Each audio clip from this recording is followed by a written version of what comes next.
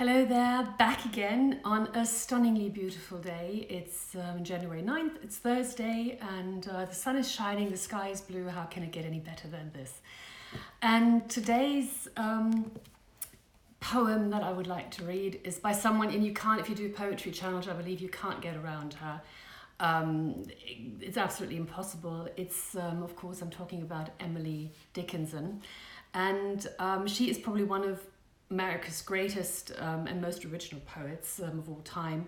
So Emily Elizabeth Dickinson was born and raised in Amherst, Massachusetts, born 1830 and died there in 1886.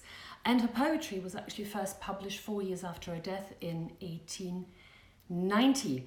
And the one that I want to read to you today is Hope is the Thing with Feathers. And I hope you enjoy it as much as I do, because I have to admit, I'm really starting to enjoy myself doing this. So there it goes. Hope is the thing with feathers that perches in the soul and sings the tune without the words and never stops at all. And sweetest in the gale is heard, and sore must be the storm that could bash the little bird that kept so many warm. I've heard it in the chillest land and on the strangest sea, yet never in extremity it asked a crumb of me.